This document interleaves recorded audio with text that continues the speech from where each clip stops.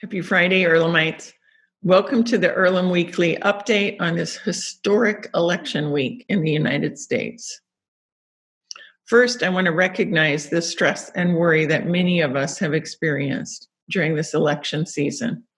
I hope you're all practicing self-care and other care, trying to ensure that you and those you love are getting enough sleep and eating healthy, and going for walks in what has been glorious fall weather here in central Indiana. Having said that, I'm afraid this is a case of do as I say and not as I do, because I have been cycling between nail biting and doom refreshing various election websites. As you know, I consider myself to be nauseatingly optimistic, but I have been tested. A couple of things I want to say about the election. We need to remember that no matter who wins a national election, the Earlham community's values and priorities will not change, no matter who wins the presidency of the United States. They haven't changed in 175 years, and they're not going to change now. And the work we do here continues to be so incredibly important for educating engaged citizens. That work, again, will not end now. It's even more important now, regardless of the outcome of this election. We know that.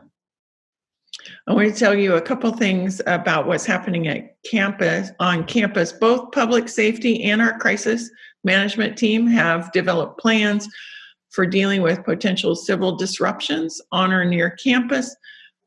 We have such a strong crisis management team now. Remember, most crisis management teams are active only for hours or days. Ours has been working actively for over 8 months now. So they are as strong as any crisis management team anywhere, which I think is reflected on how well things have gone at Earlham compared to other institutions of higher education.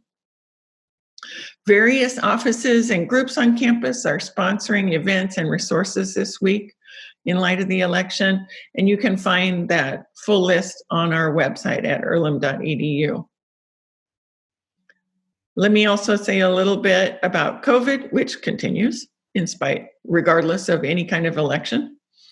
We have 3 active employee COVID-19 cases. Contact tracing team has identified just 1 person who's now in quarantine as a result of exposure.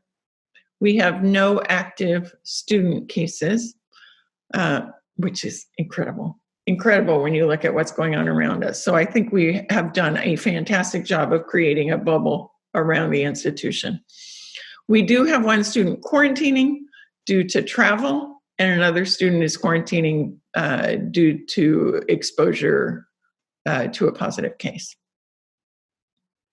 We are going to send out a schedule quite soon for employee COVID-19 testing during the extended break. I'll probably talk about that more next week after I've sent that out, or as I send that out.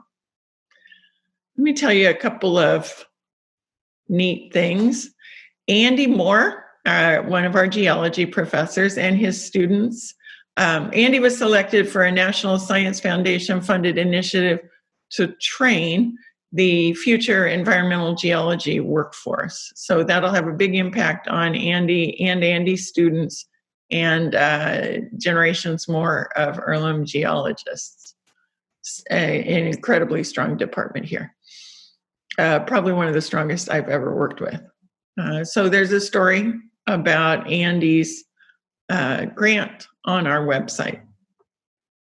And last thing, and I will let you get on with your Friday, Student Life is hosting a socially distant carnival today from noon to 6 p.m. in the Athletics and Wellness Center. There will be bumper cars. I can't believe that. How can they fit that in? And a mechanical bull. This is so cool. Bubble soccer, and apparently even more. So you should definitely go there. I can't believe we have a mechanical bull on campus. That is so cool. Masks are required, social distancing. This is only open to the current Earlham students and employees, of course. But what fun! And hopefully, we will all see some great photos on social media with that. That's all I got for you today. I hope you have a wonderful weekend and keep making the world a better place, Earlhamites. Take care.